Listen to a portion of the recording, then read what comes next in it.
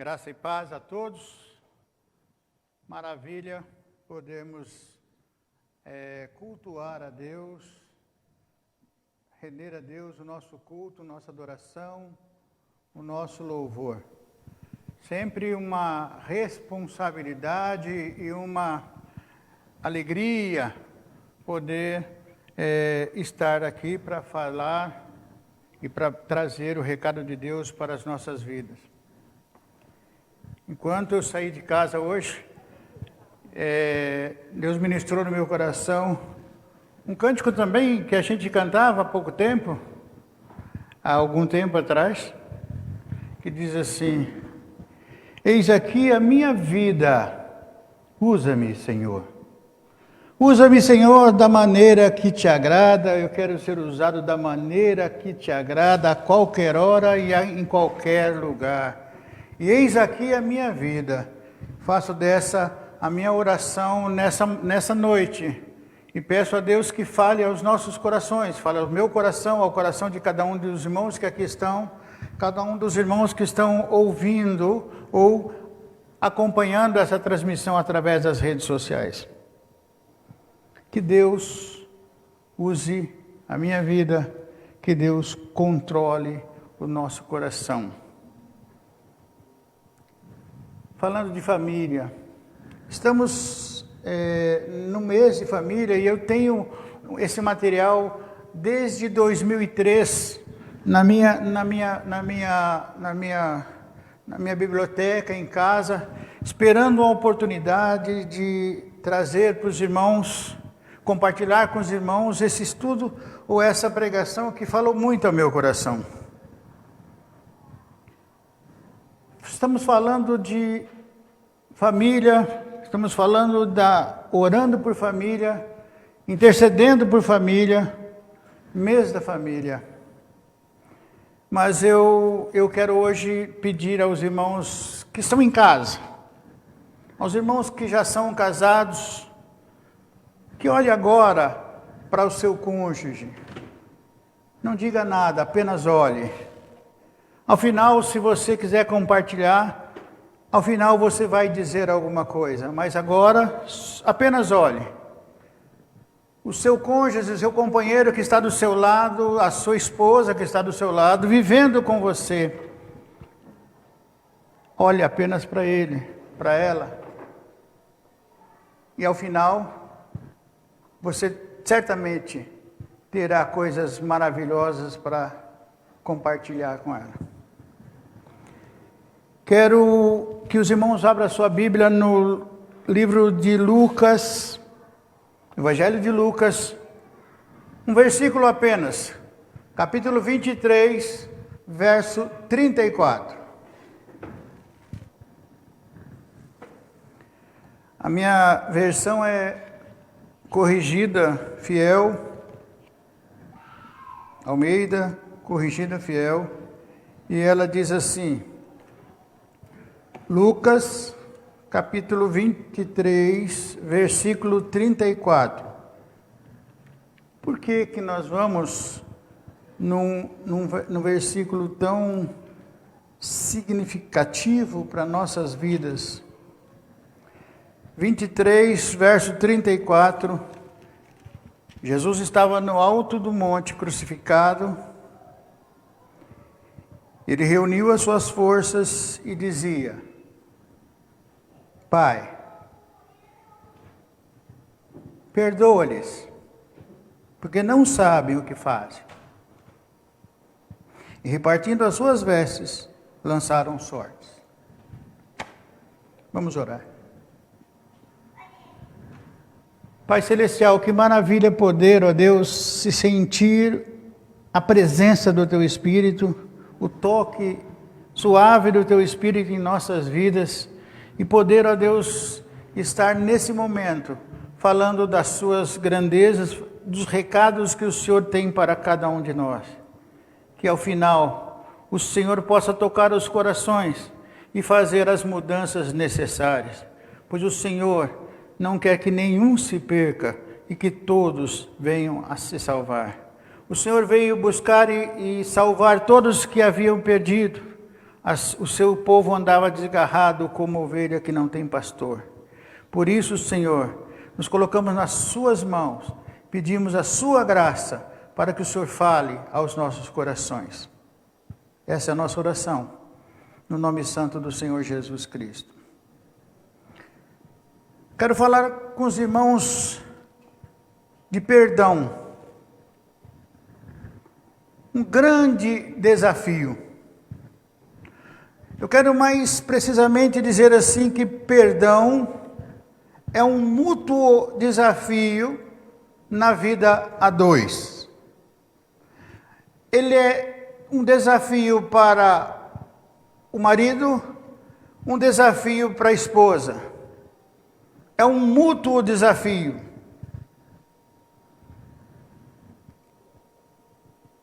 No capítulo vamos pensar no perdão em família. No capítulo 45 do livro de Gênesis, nós temos um momento primoroso, está relatado ali um momento maravilhoso de perdão em família. Então José não se podia conter diante dos que estavam com ele e clamou: fazei sair daqui todo homem, e ninguém ficou com ele, quando José se deu a conhecer aos seus irmãos. A história os irmãos conhecem. José tinha tudo para ter mágoa dos seus irmãos. Ele levantou a sua voz com um choro. Imagina, irmãos, que momento maravilhoso de perdão em família. Ele levantou a sua voz com um choro, de maneira que os egípcios ouviam a sua voz, o seu choro, e a casa de Faraó ouviu. E José falou para os seus irmãos, se revelou para os seus irmãos: eu sou José. Ainda vive o meu pai? E seus irmãos não puderam responder, porque estavam pasmados diante da sua face. E disse José a seus irmãos: peço-vos, achegai-vos a mim. E chegaram-se, e então ele disse: eu sou José, o irmão de vocês, a quem vocês venderam para o Egito. Mas não fiquem tristes, porque Deus tem um propósito em todas as coisas.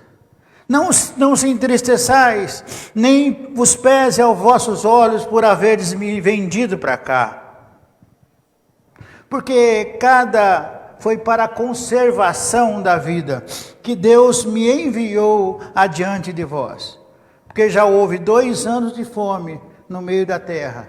E ainda restam 5 anos em que não haverá lavoura e nem cega. Pelo que Deus me enviou adiante de vós, para conservar vossa sucessão na terra e para guardar-vos em vida por um grande livramento. Eu olho para esse texto e vejo um momento primoroso de perdão em família. Os irmãos de José pensavam que no momento que ele os conhecesse, ele poderia fazer toda a espécie, mas afinal ele era o vice-governador do Egito. Mas um homem, uma mulher de Deus, precisa ter o perdão no seu coração. O capítulo 42 do livro de Jó nos mostra o momento do perdão em oração. O momento em que Jó se levanta para orar pelos seus amigos. O perdão de Deus àqueles amigos de Jó, através da oração. Mas eu quero me ater com os irmãos no momento em que Jesus está lá no alto da cruz e reúne as últimas forças, o fôlego que tinha, para mostrar o valor do perdão. Vamos pensar um pouco. Vamos pensar no casamento. Vamos imaginar o casamento. Vamos pensar num aquário, onde nós temos um casal de peixes. Um casal de peixinhos coloridos num aquário.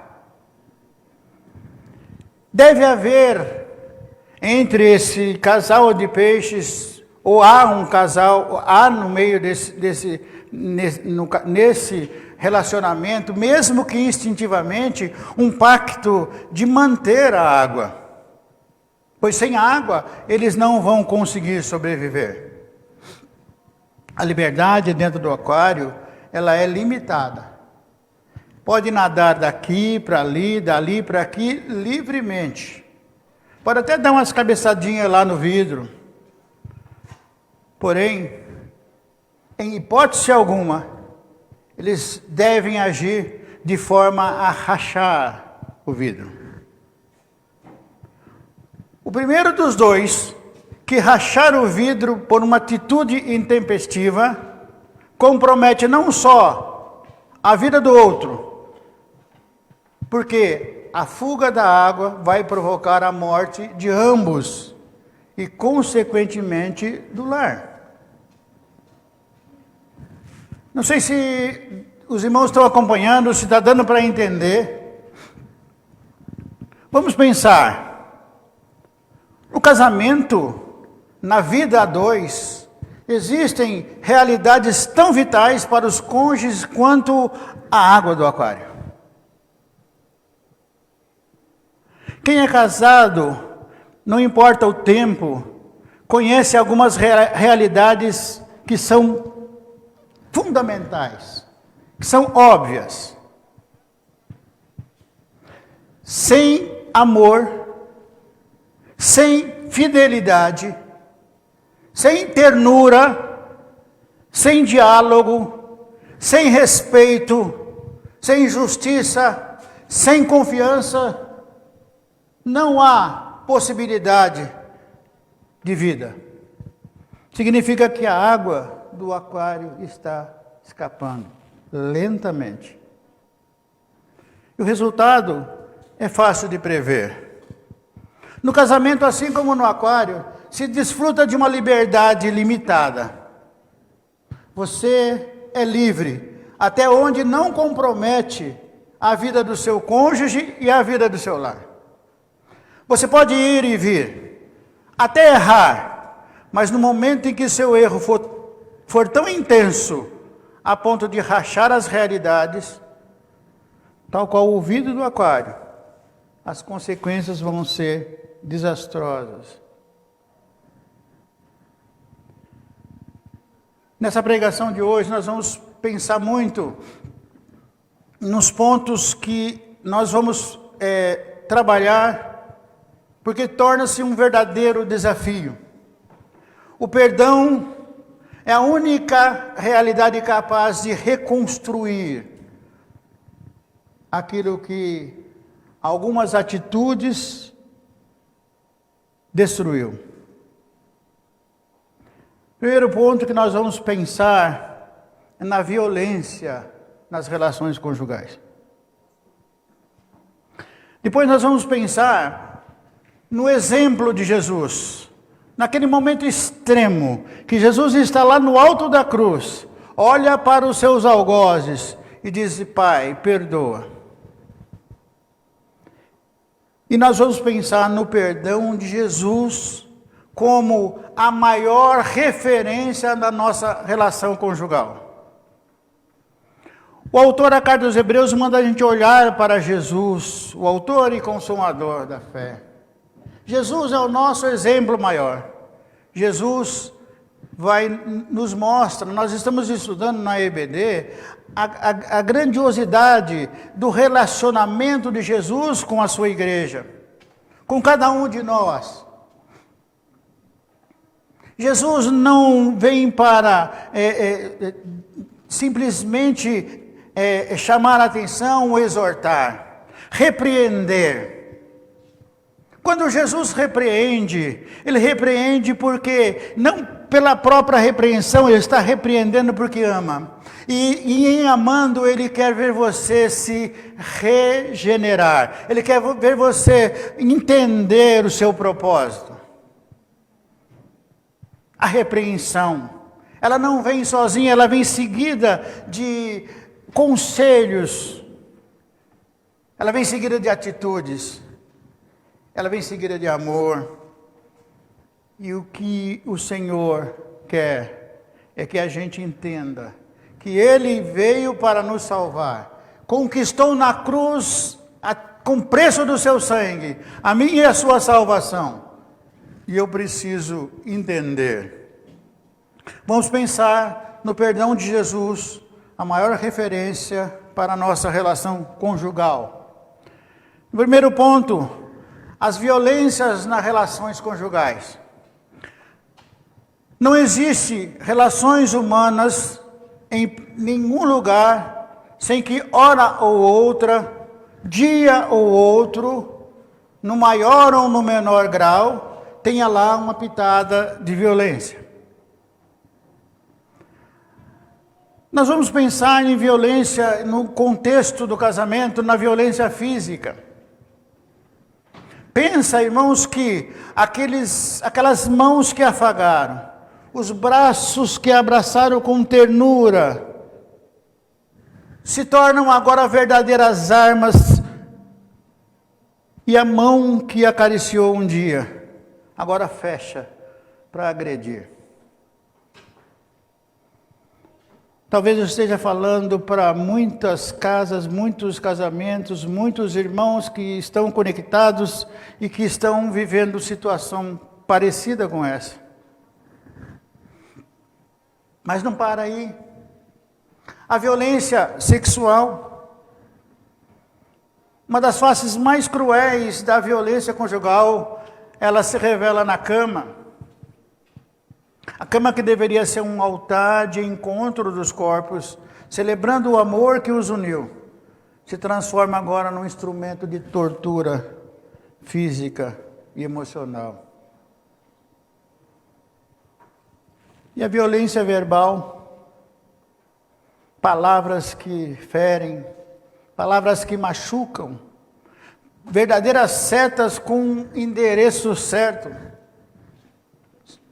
O marido, por conhecer o ponto fraco, ele sabe aonde atingir. A esposa, por conhecer o ponto fraco, ela sabe onde atingir. Setas com endereço certo. Sabe-se o ponto fraco, e no calor da discussão, lançam-se, fazem como se fossem os foguetes lá do Israel, lá do Hamas, que está jogando foguetes um atrás do outro. Setas que são verdadeiras bombas que dilaceram o coração. Mas não para por aí. Violência facial, viver sob pressão, basta um olhar para o cônjuge, para o companheiro, para a companheira se sentir acuado. Violência religiosa. Eu sou mais espiritual que você. Ou então aqueles anjos no ambiente religioso, aqueles santos na igreja e em casa são verdadeiros demônios, se transformam, esquecem o que viram há pouco no próprio culto. Todos esses fatores são exemplos de violências nas relações conjugais. Louvado seja Deus, porque Deus enviou o seu Filho para morrer na cruz, para ser para nós o nosso exemplo. No texto de Lucas, no capítulo 23, nós temos um contexto de extremo sofrimento. Jesus estava sofrendo na cruz o maior dos sofrimentos que jamais poderíamos imaginar. Ali está um exemplo de perdão que nós devemos trazer para a nossa relação conjugal, que nós devemos trazer para a nossa vida.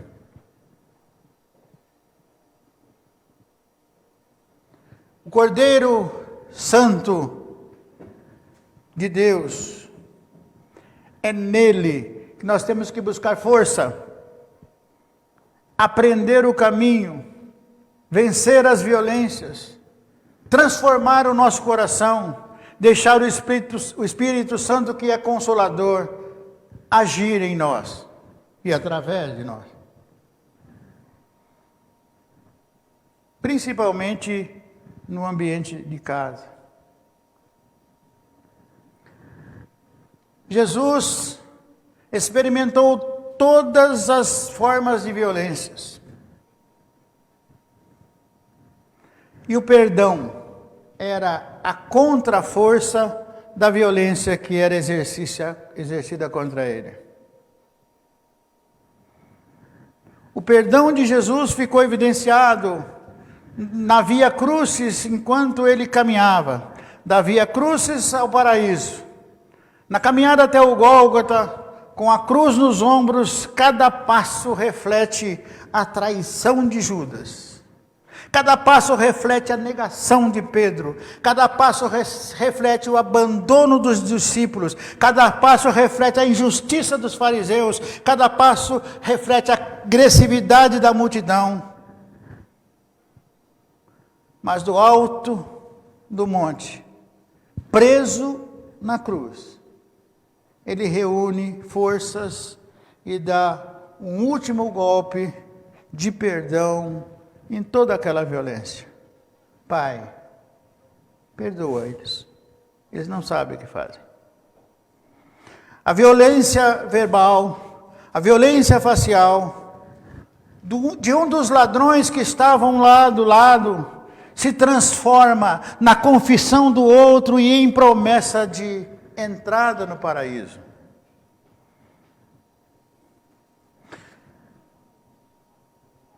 O perdão de Jesus é um exemplo para nós.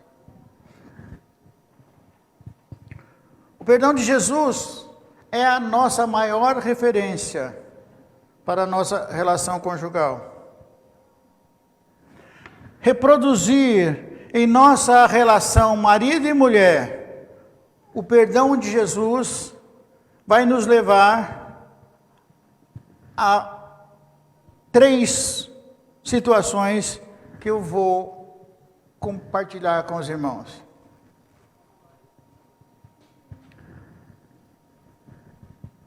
Esse perdão é uma questão de sobrevivência. Ou nos perdoamos, ou estaremos condenados a respirar em nossos próprios lares os ressentimentos, que irá matar pouco a pouco a relação a cada dia. Ou perdoamos, ou transformamos o nosso parceiro ou parceira em inimigo, com o qual temos que conviver, coabitar e dormir. Ou perdoamos, ou vivemos juntos, mas separados pelo abismo do ressentimento. O perdão, fazer do perdão de Jesus o elo de ligação entre a sua via crucis e o seu paraíso. O perdão nos ensina que nosso lar pode deixar de ser uma via crucis e transformar-se num paraíso. Existem dias, fases em que em muitos lares pode-se experimentar de tudo que Jesus experimentou lá na cruz. Mas também em outros é possível vivenciar as delícias do paraíso. É possível ver amor, é possível ver paz, é possível ver fidelidade, lealdade, respeito, compreensão, e é no perdão que nós vivenciamos esta realidade.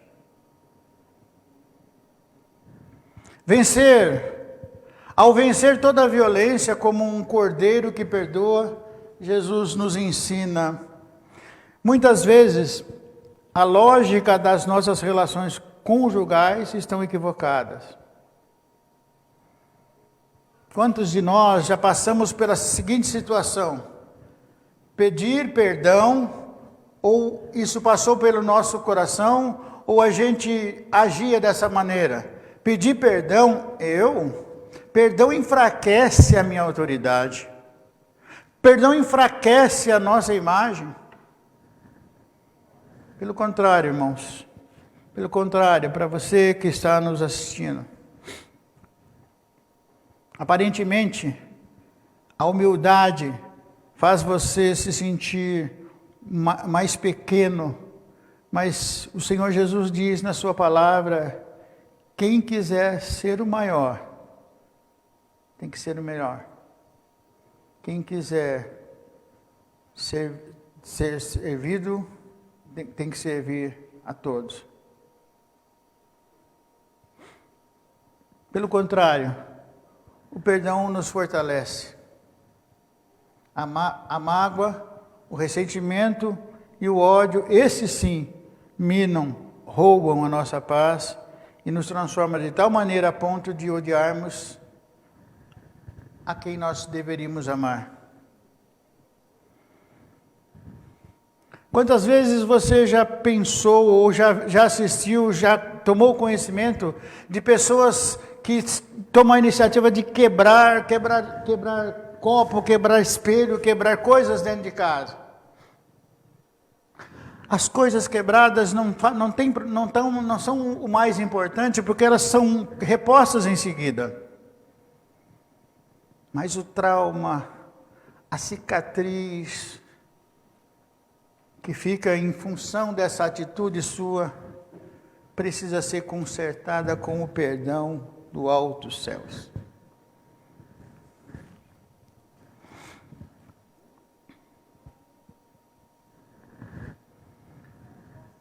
Nós vimos no capítulo 45 de Gênesis um momento glorioso de perdão em família. Eu quero que os irmãos pensem na sua esposa, no seu esposo, nos traumas que já aconteceram, se a água do aquário está se esvaindo. Pense no Senhor, nos ensinamentos que Ele nos dá. Traga o sentimento e o conselho do Senhor para a sua vida, e certamente você vai conseguir estruturar a sua casa. Olhando para o exemplo de Jesus, podemos desestruturar a violência doméstica. Jesus, o nosso maior exemplo, ele é o cordeiro e o leão. O silêncio do cordeiro na cruz não impediu o rugido do leão na ressurreição. Que Deus nos dê graça e que Deus nos ilumine para que nós possamos compreender que sem ter um coração limpo, nós jamais poderemos ver a Deus. Bem-aventurados os limpos de coração. Há muitos maridos que só conhecem o rugido e a força e o reinado do leão. Não percebem o silêncio e a simplicidade do cordeiro. Devemos ser cordeiros. Se existe um espaço onde devemos ser cordeiros, esse espaço é o nosso lar. A expressão, agora eu quero que você olhe de novo para a sua esposa, você que olhou para ela no começo da pregação. Olhe para ela, olhe para ele. A expressão, me perdoe. Aleluia. É apenas o primeiro passo de uma grande caminhada. Não basta você pedir perdão. É necessário se fazer perdoável com ações práticas. Ao contrário dos peixinhos que estavam lá no aquário, você pode reconstruir o seu aquário, juntar os pedaços e trazer de volta a água da vida. É dessa maneira que nós vamos enfrentar em famílias esse mútuo desafio na nossa vida conjugal. Perdoar, reconstruir ter consciência da gravidade da minha falha, ter uma atitude para ser perdoado e não ter receio de usar uma palavra, duas palavrinhas tão simples. Olha para ele e olha para ela e diga assim: me perdoe, em nome de Jesus. Que Deus abençoe a sua palavra. Vamos orar?